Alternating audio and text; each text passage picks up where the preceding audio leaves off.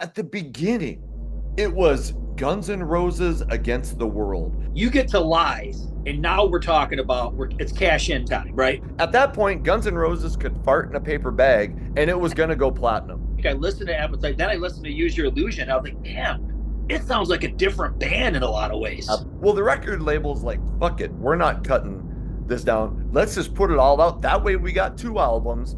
And then when they die of an overdose in 92, 93 while they're on tour, we still made all the money that we could from them. Let's just throw it all out. The fans are zombies. They're going to buy it no matter what. Did you need Don't Cry with alternate lyrics? See, let's just say first things first, that this should be an Axl Rose solo album. And Duff, hey, I love you, but your voice is not made for solo albums. No offense. Okay.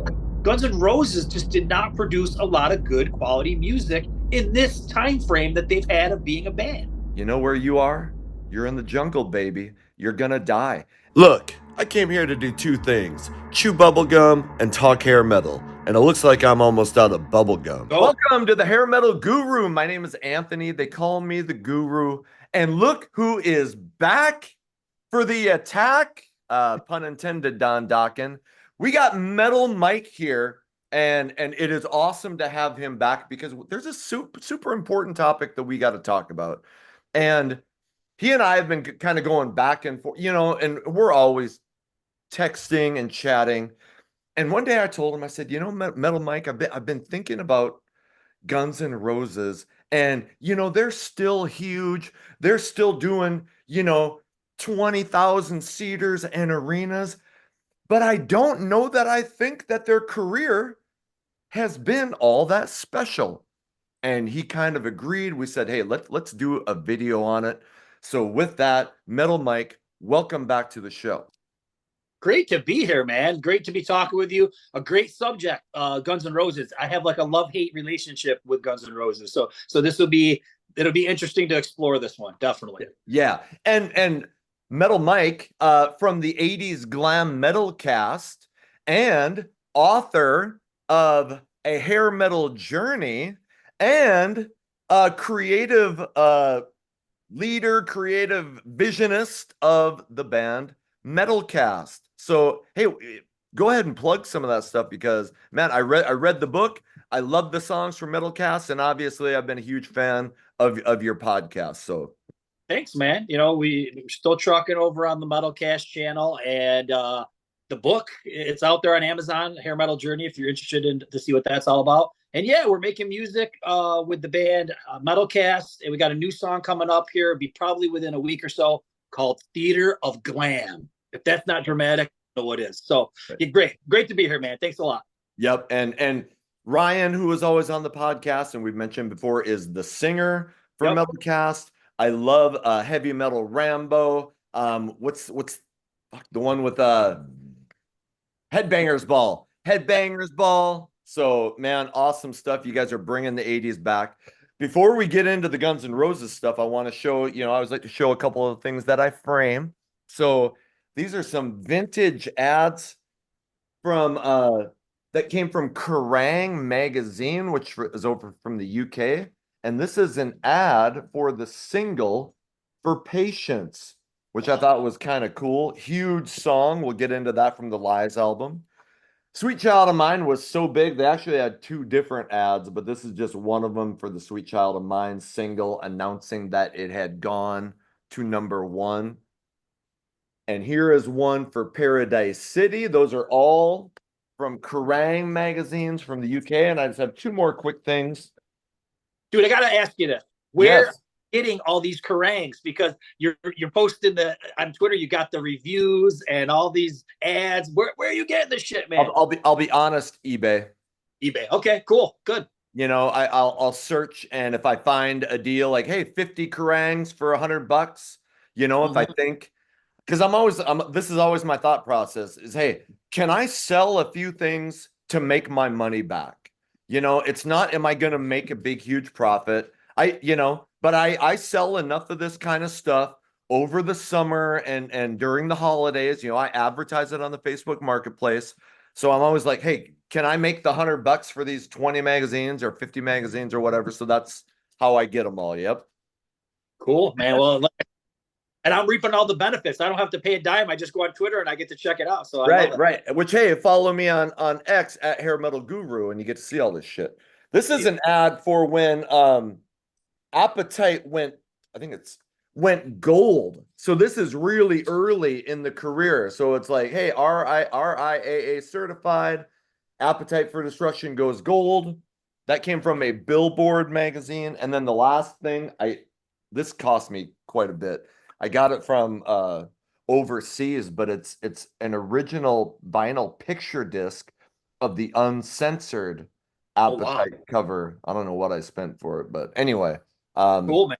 yeah. So some old Guns N' Roses stuff in honor of our topic today, Guns N' Roses. So, you know, I said it before, still a huge band. I went and saw Guns N' Roses last year in 2023 in Fargo, North Dakota at the Fargo Dome.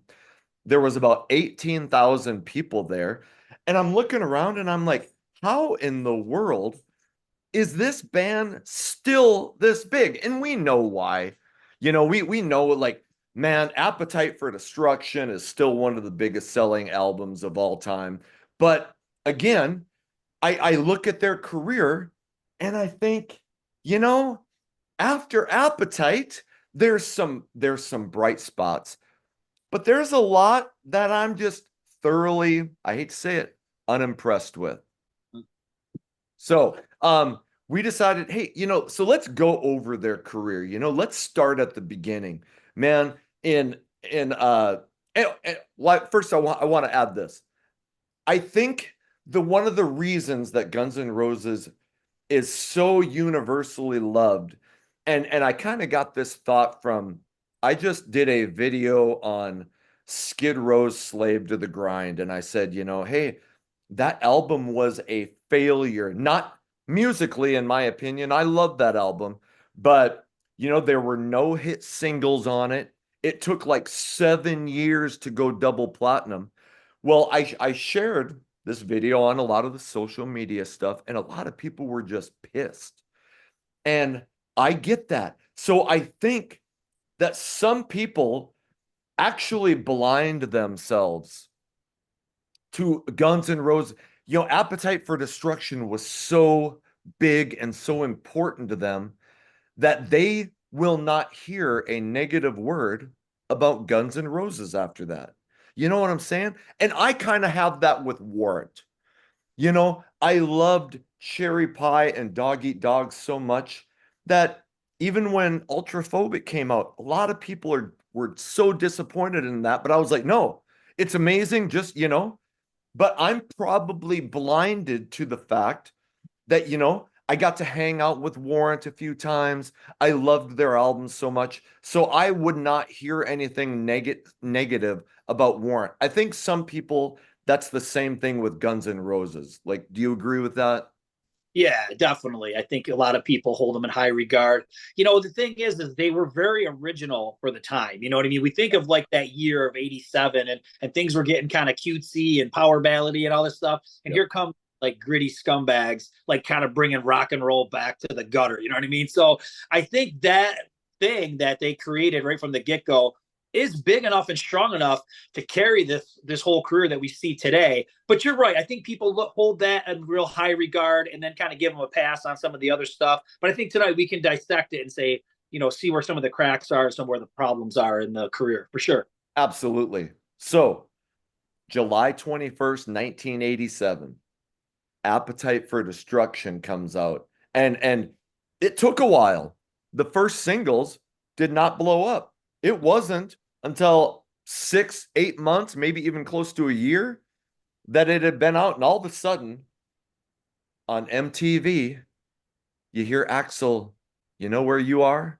You're in the jungle, baby. You're gonna die. And that thing, they played it at like 3 in the morning, and all of a sudden the phones were blowing up. And the next thing you know, that album is #1 on Billboard, 18 times platinum at last certification, at least according to the almighty Wikipedia. Media. Number one single, Sweet Child of Mine, hits all over the place, and 18 times platinum. I mean, you're up there with AC/DC Back in Black. You're up there with the big, Michael Jackson's Thriller.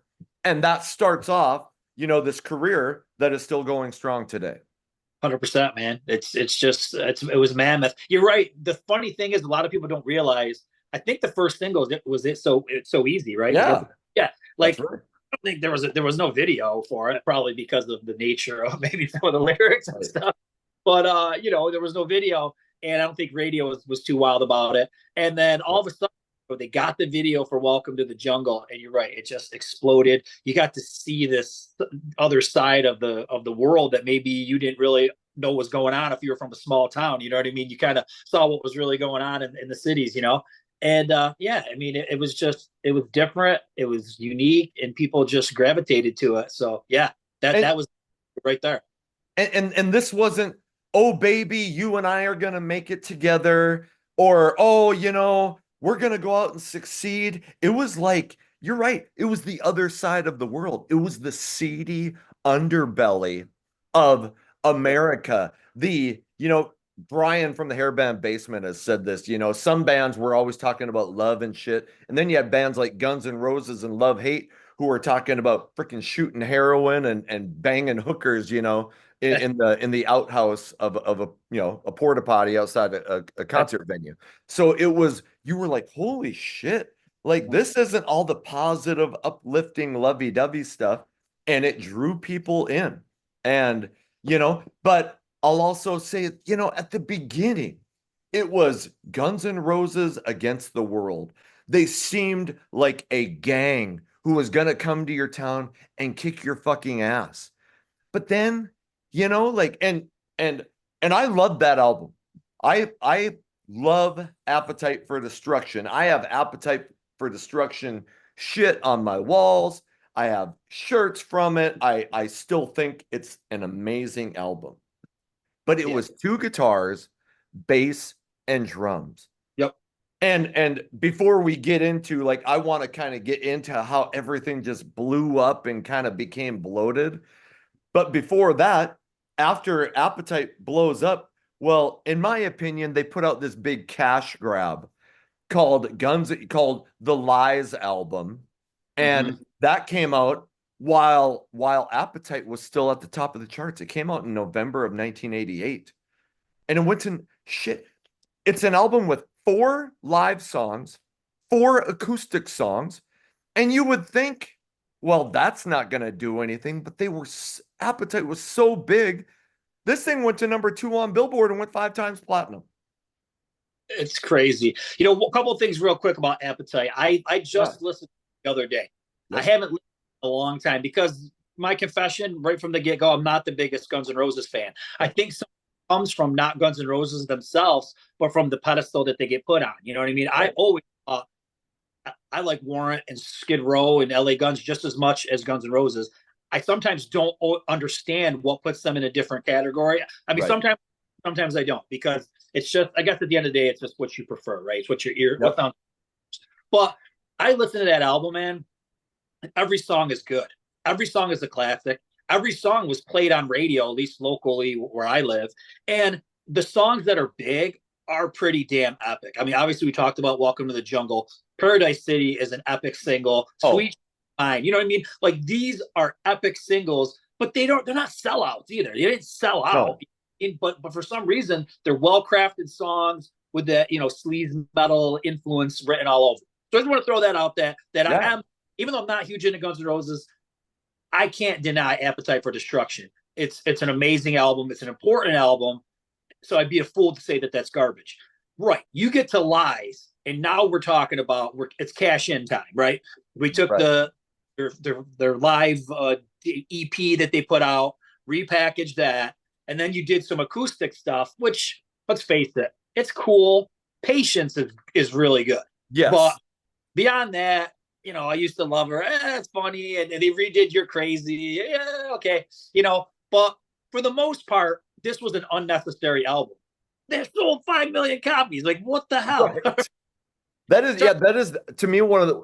I mean, so I just in preparation for this video, I was looking up all this stuff today. I knew it had done really well because Yeah. Patience. I think it hit number 1 on Billboard, but yeah, a number 1 single doesn't mean you're gonna sell 5 fucking million copies, especially when the rest of it is, yeah, I mean, the live stuff is good, but nobody was buying live albums in 88. The One in a Million was kind of controversial because of some of the lyrics that, Yeah. if you put that thing out today, you're probably getting canceled, right? And used to love her. Yeah, I wrote down fun joke song. I think the You're Crazy remake kind of sucks. But Yeah. yes, Patience was huge. But this thing goes 5 million because Appetite for Destruction was still the biggest album in the world. And I'm going to add this. I'm right with you. I love Appetite for Destruction, but I didn't love it more than, Open Up and Say Ah. I didn't love it more than Cherry Pie. It was just another album that I loved, Yeah. you know. Same. But when we get to Lies, I'm like, yeah, I love Patience, but now I'm like, well, you're kind of losing. Like, what the fuck are you doing? Right. Cash grab, right? And I'm sure the record label was like, we got to strike while the iron's hot, and the band is probably so high and drunk that they're like, whatever, you're gonna promise us a bunch more money. Yeah. Go ahead. Yeah. But at that point, the band is still Steven, Duff, Axel, Slash. Who the fuck am I missing? Izzy. And Is Izzy, Where's Izzy? where is he? Yes. And so we get done with Lies. And again, I think that's a downward slope. If I look at that album, I'm like, that's not good. You know what? I was thinking about it. They could have just released a single of Patient, right? I Right. think and cool to do. But like you said, they had to put all this crap, put it out and make some more money. And did it in the long run do them any good, besides making money? I don't know. I mean, who No. goes to that and says that's freaking amazing? Nobody. Yeah. I don't know. And I mean, I will back then people weren't releasing singles, so it was kind of a, Right. That would I mean, nowadays where, people will buy just a single. In fact, most people prefer that, so yep. maybe that wasn't looked at as an option, but hey, you throw all these other songs and now you can charge full price. That's true. You, you Yeah. know. By So it was genius. So and the record label knew like fucking these people are gonna, at that point, Guns N' Roses could fart in a paper bag and it was gonna go platinum. You, yep. you know, Yep. at some point. Now you get to 1991, you get to the Use Your Illusions, and here's where they start to lose me. So I'm a fan of shit, two guitars, bass, and drums. Maybe throw some keyboards. I wasn't against, I didn't want my bands to be all keyboards, but like Warrant did I Saw Red, one of my favorite songs of all time. Yes, there's some keyboards in it. On the Use Your Illusions, which came out, fuck, where am I at? In September of 91, there's well, number one, now you don't have Steven. Now your sound, that raw streetwise rock and roll, is in my opinion big, bloated, keyboard driven, all sorts of extra fluff and shit that starts to lose me. So okay, well, I don't I don't think I went at midnight to buy the Illusions, but I bought them because I was still like, fuck man, Appetite is so great, you know. And so I go buy them, but I'm listening here, you got 30 songs, multiple cover songs, big 10-minute epics, Yep. and so much keyboard. And I just, there was some great moments on it, Mm-hmm. but there were in my and again, this is where a fan who Guns N' Roses is their life, they're like, and I there's a guy, I think it's his X handle is Appetite for Distortion. It's like all dedicated to Mm-hmm. Guns N' Roses. But I said you should have made the Use Your Illusions one album, put the 12 best tracks on it, and you would have had another Appetite for Destruction. In fact, shameless self plug, I did a video a while back where I cut down the Use Your Illusions from 30 songs to 14. So anyway, some good songs, a ton of filler. I think the Use Your Illusions are a big disappointment. I think what needed to happen in retrospect, and it was hard because they were so big and they were touring all the time and everything. I think you needed a transition album that was probably in like 89 or 90 before you did this, because we're talking, Absolutely. you hit a lot of the points that I was going to make too. Once you add the piano, Charlie, when you add the piano, a lot of stuff reminds me of Leonard Skinner. You get some of that vibe on something like Yesterday's reminds me of Leonard Skinner. Okay, now go back to Appetite. There's nothing on there that reminds me of Leonard Skinner with that kind of stuff. So I don't know, man. And the same thing with, like, I think there's elements of like Elton John and David Bowie and all this stuff that wasn't there before. And it's when you go, like, that's what I did this week. I listened to Appetite, then I listened to Use Your Illusion. I was like, damn, it sounds like a different band in a lot of ways. Absolutely. And here's a couple other things, and see what you think about this.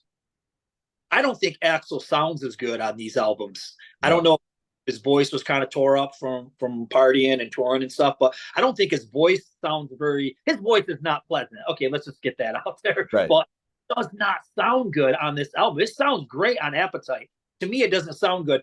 And a lot of the stuff that goes on that album for me are like Axl Rose-isms. They're like things parody. Totally. You know what I mean?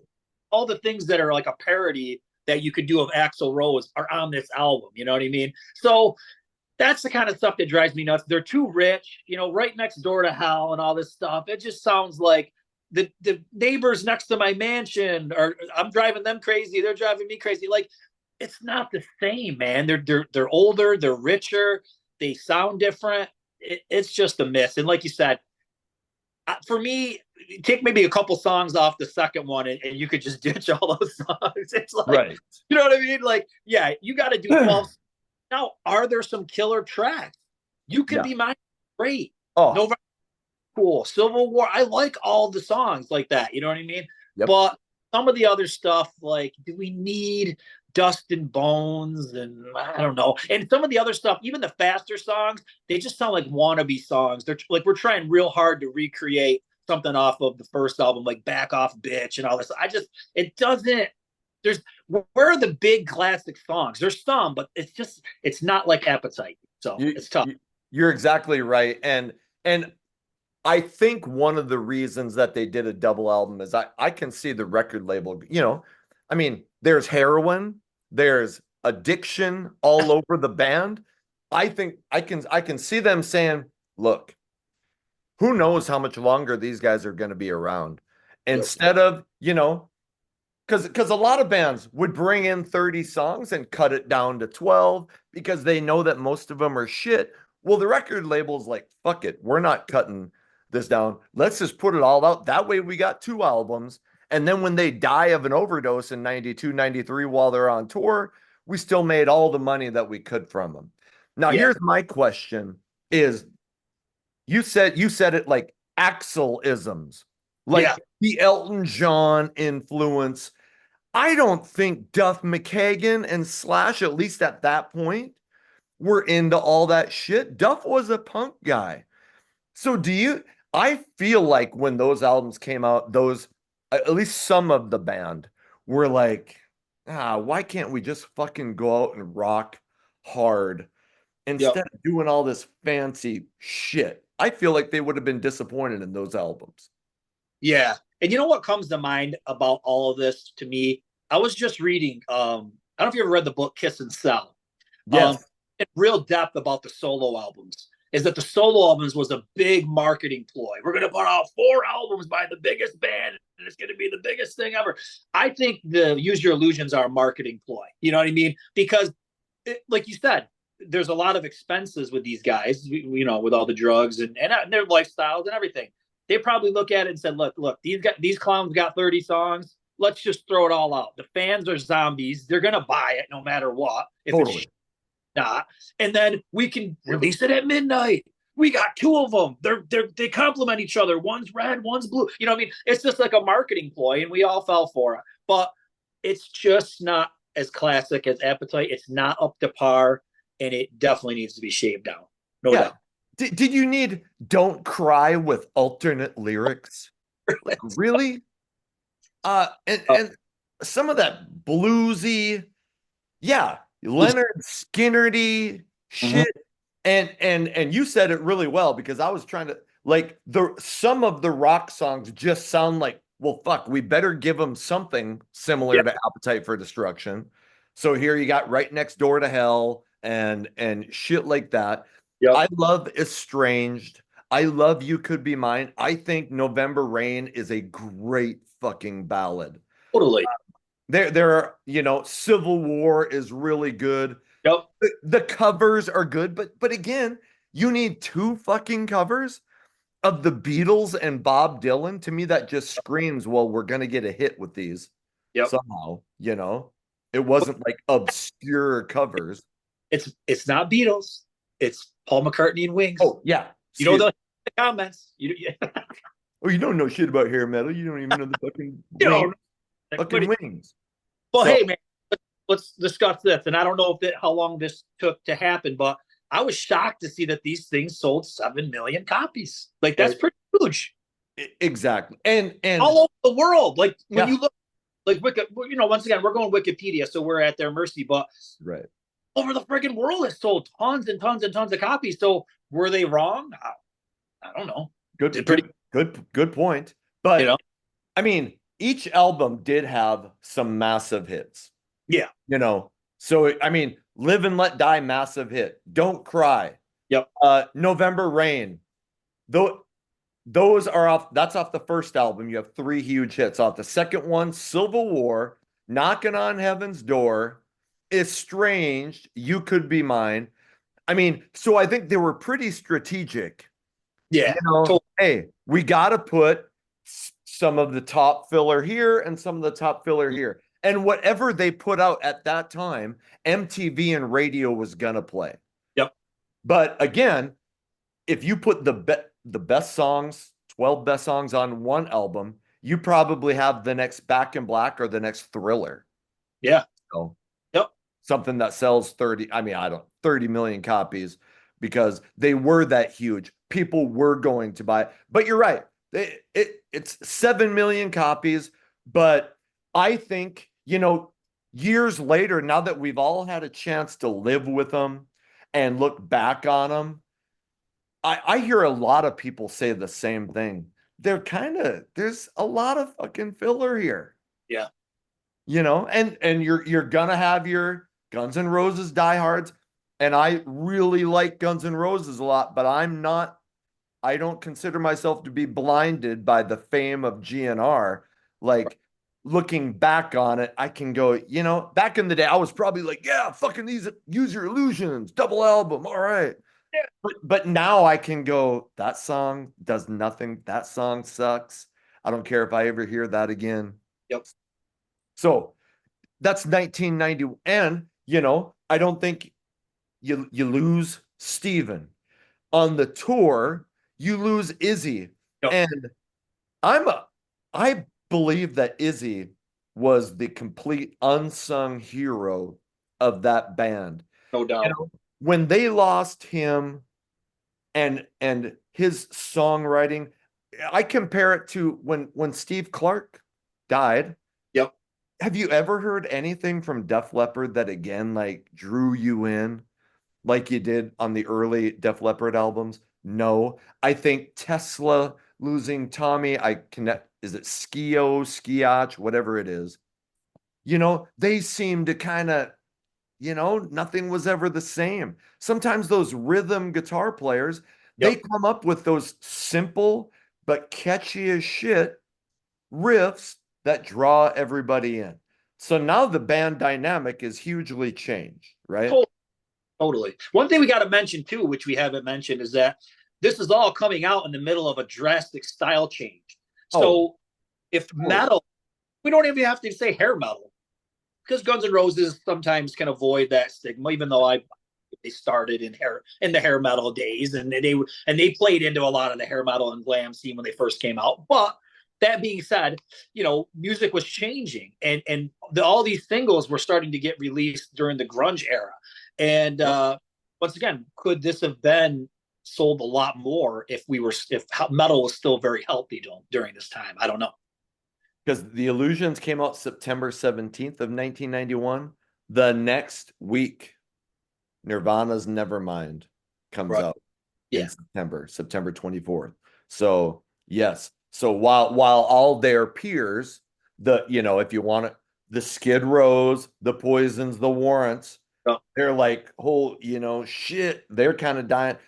Guns N' Roses is still thriving, but they're still kind of going up against it. They were a band that Nirvana and Pearl Jam were shit talking.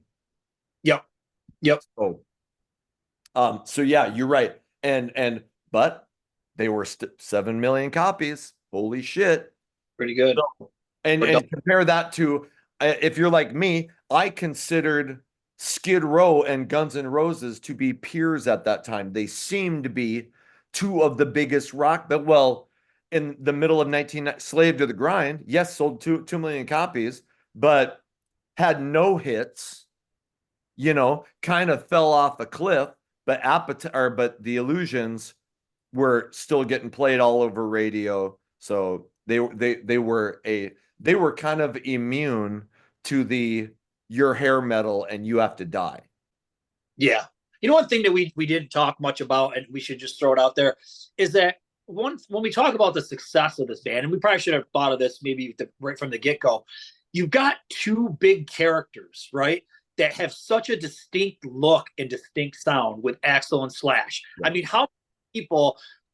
look at Halloween costumes and shit, man. You get the top hat and the wig and the Les Paul, and you're Slash. Like, nobody ever looked like that. And Axl Rose, when he would wear the kilts and the little shorts, or he had the giant hair, then he had the headband, the bandana. Stylistically, there's a lot going on there. You know what I mean? And like pop culture icons. And maybe it's something that you can maybe takes more of effect as the years have gone by. But they really are like pop culture icons, especially those two. You know what I mean? Absolutely right. And shit, how many lead singers were dressing up like they were gonna Little League Baseball, and Axl wore that kilt and that fucking umpires, and I'll be honest, crazy stuff. Jeez, and the fucking little white biker shorts. I mean, hey, I did a lot of dumb shit too. So yeah. I'm not gonna, but I didn't want that short. Now, I'll say this. I worked secure. The first time I ever saw Guns N' Roses was in '93 on the Use Your Illusion tour. I had just joined the National Guard, and I had a drill in Fargo, North Dakota, and Guns N' Roses were a few months down the road from coming. And the managers of security at the Fargo Dome came to our drill, and they're like, "Hey, Guns N' Roses is coming," and they're already notorious for riots, for leaving concerts, coming on late and bad shit happening. So they're like, "We want a ton of extra security. So anybody who's in the guard who wants to come work security that night can." And I'm like, "Well, fuck yeah, I get paid to go see Guns N' Roses." And I was put at the stage, in front of the stage. And I mean, and it was pretty awesome, but it was so bloated. Instead of 2 guitars, bass, and drum, you got all this extra shit going on. And I don't know about you, but again, and I said that before, but that stuff starts to lose me. Yeah, and then you get to 2023 when I saw them the last time. You got fucking Congo players and backup singers, and there's like 9 people on stage. And it just screams you have lost touch with where you came from. Oh, totally. So now I'll say this, and you're probably going to disagree with me, and that's fine. I loved the 1993 Spaghetti Incident album strictly for this. I knew it was a covers album, but I had never heard those covers before. I didn't know, most people know I love punk, but back then I didn't know who the Dead Boys were and all these fucking bands.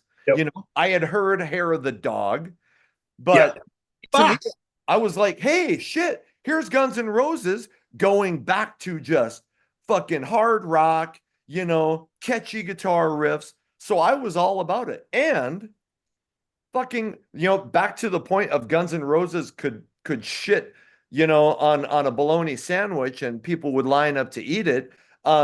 The spaghetti incident went to the top 10 in Billboard, and that went platinum. Holy Yeah, fuck. crazy.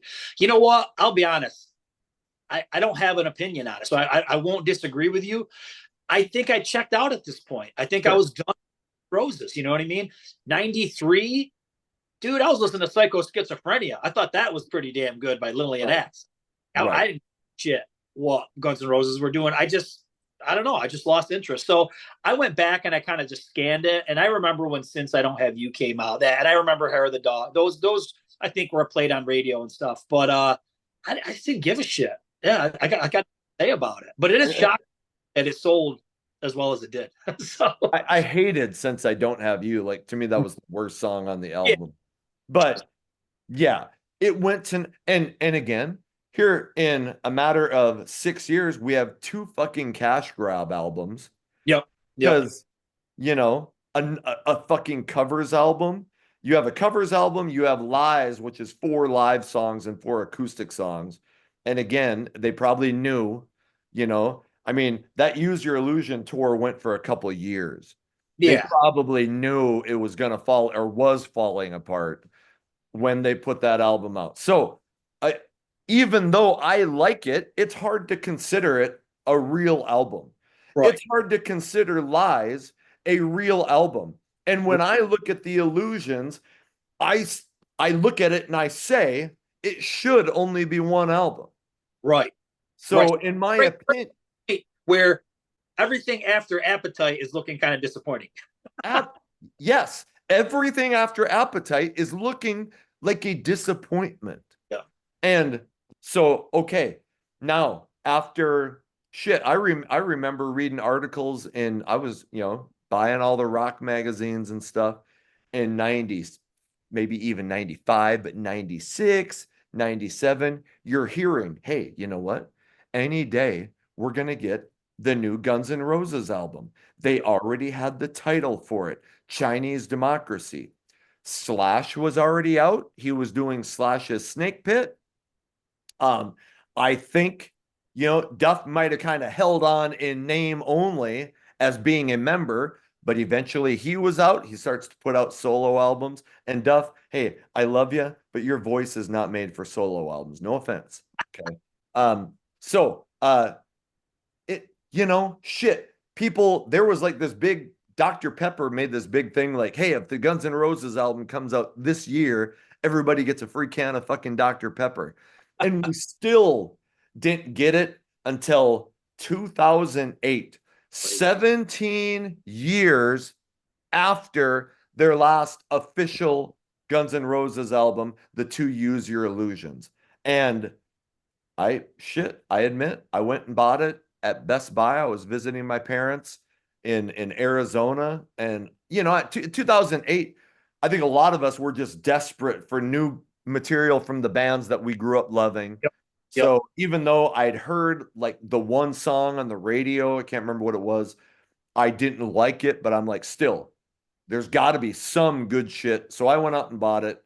I'll be honest, there is not one thing on Chinese Democracy that I listen to and I'm like, yeah, I really like that song. You know what's weird? Well, okay, there's a lot of things about Chinese Democracy. Let's just say first things first, that this should be an Axl Rose solo album. You're absolutely right. Not a hint of Guns N' Roses left. They're all gone. So how could you really have? He's not the only piece of the sound. Let's face it. He's the major piece, but he's not the only piece. Slash is really, it's like a 50-50 thing between those two. And Duff too, his bass is very distinct. So that's why I think it makes sense that those three are back, are the main guys, because they really do make the sound. Another thing, it's very dated, even for 2008. You can tell there's electronic things going on that probably were going on in the late 90s when this thing was in its heyday of being produced. When you listen to the single, the soundtrack song, Oh my God, I think it's called On the End of Days, Arnold Schwarzenegger movie. That's very electronic, Yep. no-ish, industrial, whatever. And I actually don't mind that song. I thought that for the time, I mean, for the late 90s, that was, made sense that Guns N' Roses would try something like that. I actually like a few songs on Chinese Democracy. I'm a weirdo. Hey, I like Generation Swine. I think Better is a great song. I think the IRS song is pretty cool. And Chinese Democracy is decent. Once again, do I think it's the greatest album ever made? Do I think that it ever should have taken that long to be made? No. For all those years, we should have Appetite for Destruction Part 2. But I think it's very dated. When, like I said, it's just it should have came out in the late 90s or the early 2000s, not 2008. So it's very dated sounding. But I'll give him credit, man. I think his voice sounds good. I think of all the years not really doing all that much, I think his voice kind of came back and sounds a little bit better than it did on Use Your Illusion. And I do like some of those songs. And I actually got a bootleg of some of that stuff before it came out, years before it came out. So I do like Better and I do like IRS. I think those are cool songs. But overall, not Guns N' Roses. It should be an Axl Rose solo album. I compare this album to like Skid Row's Subhuman Race. Yeah, Um, yeah.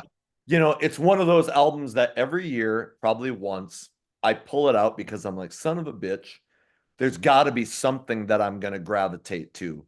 So I listen, and I listened to it today. And yeah, there's a couple songs. Fuck, now I can't. It's Street of Dreams, I think. There might Chinese, have been maybe IRS, where I'm yeah. like, you know what? It's not that I don't mind them. I don't dislike them, but I also don't really like them. And a lot of them I find myself going, fuck, what, you're right. Electronic. It sounds like a 1998, 1999 album. That's when it should But have we came out. were so jacked because you're thinking, man, he's got taken all these years to fine tune and to fix, and you're expecting this hard rock masterpiece. And I mean, I was one who I thought, man, it's 2008. This thing is going to come out and take over the world. And in week one, for most bands to go, it went to number 3 on Billboard. It sold 261,000 copies in the first week. But for that album, that was considered a massive disappointment. People were thinking it was going to go platinum in week one. Well, and shit, let me backtrack. Look at the fucking cover. The cover screams this. The A&R guy comes up to Axl Rose and says, "Hey, Axl, what do you want to do with this cover?" And Axl's like, "Hey, you know what? How about we throw a big basket on the back of my mom's bike and take a picture of that?" And the A&R guy goes, "You're a fucking genius. This thing's going to sell 10 million copies. So What is up with that cover?" it's so bad. I don't understand it. It must have to be an intellectual to understand what's going on there. And somebody who loves Guns N' Roses is gonna be like, you don't get the fucking all the little this and that, and he's speaking about the plight of the fucking Zimbabwe tribe and blah blah blah. Station, what I don't know what's going on there. Yeah, I have no idea. Shit. So it opens up with 261,000 copies. It is platinum. And do you know why? Best Buy had the rights to sell that album. And after like a year, I remember walking around Best Buys and there would be just rows of Right. Chinese Democracy. They Yep. lowered the price at some point to like $2. And then it finally went platinum.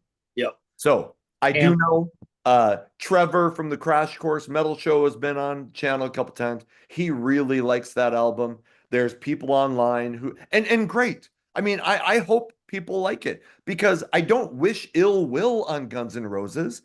I want them to rock. I want them to put out another album and have us be like, yeah, fucking A. I'm not rooting against them. And I think some people think that I'm just shitting all over them. I was a huge Guns N' Roses fan, but I just have to be honest too that, like we're talking about, to me, since Appetite, the trajectory has been this instead of up. So here's the big problem that I have. This will be my thought on all this stuff. Is today, as you said, you saw Guns N' Roses playing stadiums or whatever, and they're held in the same regard now to a lot of people. I think in the public eye, they're right up there with Metallica, They're right up there with Kiss. They're right up there with Queen, AC/DC. And from what we just discussed, man, their catalog is pathetic compared to Kiss's catalog, compared to AC/DC's catalog. Don't even put it next to Queen's catalog. For what Queen did from 73 to 91 annihilates everything that Guns N' Roses did. You know what I mean? Like you can't put them in the same league. Guns N' Roses just did not produce a lot of good quality music in this time frame that they've had of being a band. That's all I can say, man. You're abs and man, that was so well, like, yeah. I mean, yes, they put out a couple huge albums, but in my opinion, they should be like at the same level as like a Poison is now, a Right. Motley Crue. You can still, but you're right. They're looked at like fucking one of the, like some people would put them on the Mount Rushmore of rock. Yes. And it's, I don't get it. I don't get it. I don't understand it. And even so now, so yes, Chinese Democracy, Axl Rose solo project. Yeah. And now you got Duff and Slash back in the band. And my personal opinion is Axl was like, fuck, I better get a couple original guys back. And Yep. that will help us sell more. That's just my personal thing. Totally. They probably hate her, and it's just a money thing. You know what I mean? And as you get older, they kind of probably realize that, we ain't got a ton of years left. And are we going to just squabble amongst ourselves? Or are we going to just settle our differences and make some cash and make some music? I think that's probably where they're at, because they probably all have enough money to just say, screw this. I mean, I don't want to be miserable. You know what I mean? But yeah, I think it's really probably the only play left. But like, when you think about it, most of the bands that we love, they're just live things now, nostalgia acts. They don't really do new music. I mean, granted, probably nobody would care if they did. You know what I mean? So, Right. so the fans have spoken and just want to see the nostalgia, and that's what they're given. So, And I don't blame the guys for getting back together right. and saying, "Hey, I want to make some money." I do shit now because I want to make some money. I mean, we can't like, oh, you should just do it for the love. Hey, we got fucking houses and we got families to feed and Yeah. all that. So let me be that when I say that they got together for the money, that's not me shitting on them. It's just a fact of life Right. is that they probably got together for the money. But they have put out some new songs. I count four: Hard School, The General, Perhaps, and Absurd. And I think Hard School is the only one that sounds like, hey, maybe it was going, it has a riff that you're like, oh, that could have been something that was around the Appetite. To me, the rest of them sound like either like Chinese Democracy holdovers or something like. Have you listened to any of the new stuff? I've listened to all those, but it was probably once, and then I just never had the desire to. Well, let me just say, let me run this by you, see if you do this. And this is not a good thing to do. And it's hard to have it to break. But like, I'll listen to something like, okay, I'll give a prime example. Striper's got a new album out, right? And Michael Sweet was very upset because he got a bad review from Louder Sound or something like that. So I put it on and I'm like, it sounds good. But like, I'm in the mood to listen to Striper, but I want to hear the old stuff. And then I go, what I mean? That's what I would do with Guns N' Roses. If I put on these songs, like, it's not bad. But you know what? Appetite is so good. Let me just put that on. So I've got to probably be a better listener, a better fan, and like try to force myself to like try to get into some of these songs. But on the flip side, I shouldn't have to. What you put out should be so good that I want to keep listening to it. And I just feel there's a lot of the new bands, not new bands, the new stuff by the old bands, it's just not up to par. I can't help it. I agree. And I'll add this because I don't consider myself to be stuck in the old days. I listen to a lot of new music, not necessarily hair metal, hard rock influenced. Oh, there you got some fucking sprinkles and some shit coming down. All right. All right. What happens if I do this? Anything? But so I listen to a lot of punk rock stuff that you would never have known about, like obscure bands from like Minneapolis and shit. But I love those bands. So I'm not like, hey, it's got to be from the 1980s or I don't listen to it. But I'm with you. I'll probably, I still buy the new Warrant albums and shit. But I put them on, I play them once, and yes, sometimes I'm like, fuck, you got to listen to it 3 or 4 times.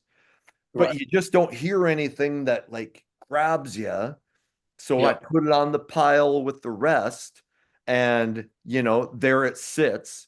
And I feel good about myself for having supported the band. Right. But you're right.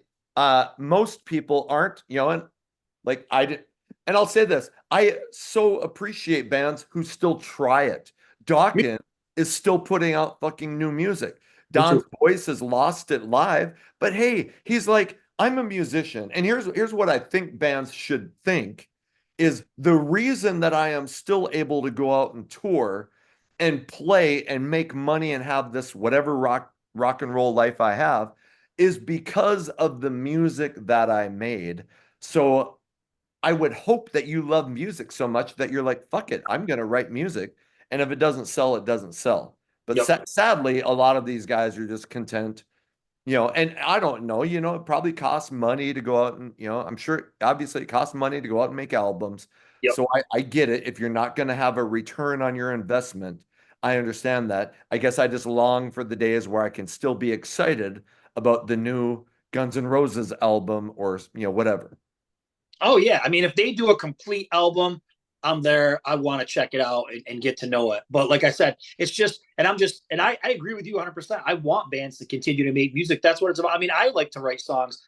You do it because for the love of music, you know what I mean? And I think that that's why they got into music to begin with, But I just noticed that like some bands just try really hard to replicate that old sound and it just doesn't work. Huh. I'm gonna fucking Plus, one more.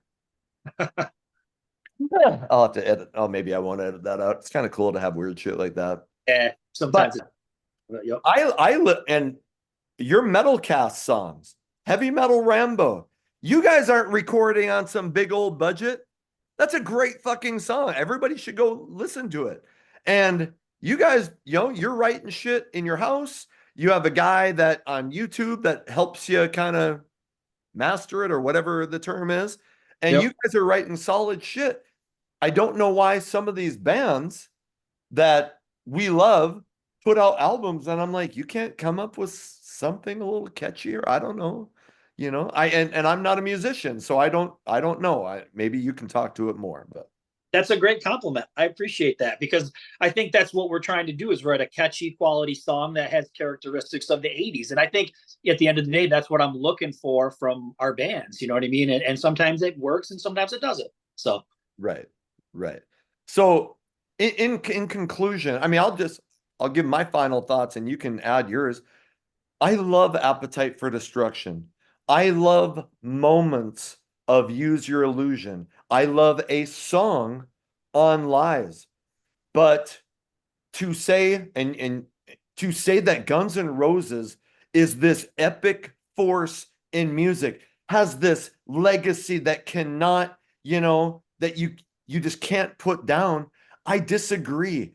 Overall, I think that the Guns N' Roses career, right or wrong, to me, it's it's a disappointment. To me, it's potential that went unfulfilled.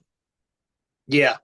And I think the problem for me, like I said before, it's not really Guns N' Roses, it's where people put them. He said you put them like they're great, Poison is shit. They're great, Warrant is shit. No, I put those guys right up. I put those guys over Guns N' Roses. I'm just going to be. I would if you said do you want to listen to Poison or Guns N' Roses? I'm going to say Poison. Yep. So Yep. what sounds good to me? So I understand the charm of Guns N' Roses. I understand that Appetite for Destruction was very unique and different and changed things. I get that, but after that, they didn't really do anything groundbreaking. They're never going to be remembered for Use Your Illusion or the spaghetti incident or Lies or anything like that. The thing that they're going to be remembered for is Appetite for Destruction. And it is really good. I went back and listened to it and I'd be a fool to say it's not good. It's amazing. But you got to look at it this way. They had all their career scraping and hitting the dirt and just going fighting for it. and they were hungry, and that's what they created. And anytime you look at bands, you look at sports people, you look at a lot of these different people, man, actors, once they get rich, it all kind of falls apart. You know what I mean? The hunger's gone. It's like Rocky, man. It all comes back to Rocky. Remember when Rocky got domesticated and he got rich and all that kind of stuff?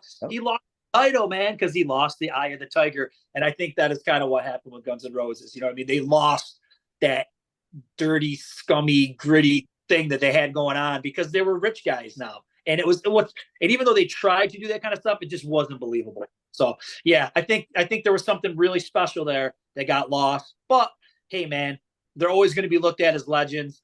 People can go and check them out. They're filling up stadiums and all that kind of stuff. Will I go? No. But I have a lot of respect for them. But I just don't see what puts them so much above some of the bands that we love. So. And you know what? Rocky had Apollo to bring him back to the streets. Guns N' Roses needed like some of the junkies from the Sea Hags to bring them back into downtown LA where all the junkies were shooting up and Yep. go, okay, hey, we're gonna live and train here, and you're gonna write Appetite for Destruction Part 2. And Yep. Out of the mansion and get back on the streets, man. yep. And just so I saw Steven Adler's band this year, and I'll just say it was so much better than when I saw Guns N' Roses. It was two guitars, bass, and drums. They looked like a young, hungry band, and we all age, but just compared to the big bloated mess of Guns N' Roses now, you know, you long for what used to be, and that it's gone. It'll never come back, but you know, it just reminded me of the greatness that Guns N' Roses once was. Definitely, man. So, Perfect.